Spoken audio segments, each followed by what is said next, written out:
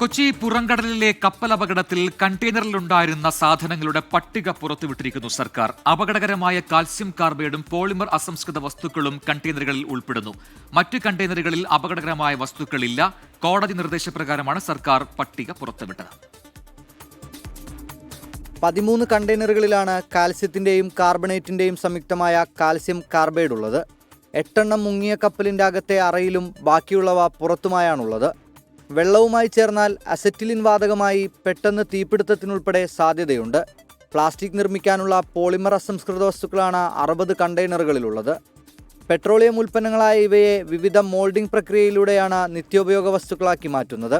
ഇവ രണ്ടും മാത്രമാണ് അപകടകാരികളായി കണ്ടെയ്നറിലുള്ളത്. കസ്റ്റംസിന് കൈമാറിയ പട്ടികയിൽ ക്യാഷ് എന്ന് രേഖപ്പെടുത്തിയിരുന്നത് കാഷ്യൂ ആണെന്ന് കണ്ടെത്തി. കശുവണ്ടിക്കൊപ്പം തേങ്ങയും നട്ട്സുമാണ് 46 കണ്ടെയ്നറുകളിൽ ഉൾപ്പെട്ടിരിക്കുന്നത്. 39 കണ്ടെയ്നറുകളിൽ കോട്ടണും 87 കണ്ടെയ്നറുകളിൽ തടിയുമുണ്ട്. 71 കണ്ടെയ്നറുകളിൽ സാധനങ്ങളില്ല.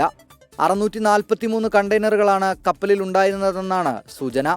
ഇതിൽ 640 എണ്ണത്തിന്റെ പട്ടികയാണ് പുറത്തുവിട്ടിരിക്കുന്നത്. പരിസ്ഥിതി പ്രശ്നം പരിഹരിക്കാനുള്ള വേഗത്തിലുള്ള നടപടികളും പുരോഗമിക്കുകയാണ്. 24 തിരുവനന്തപുരം.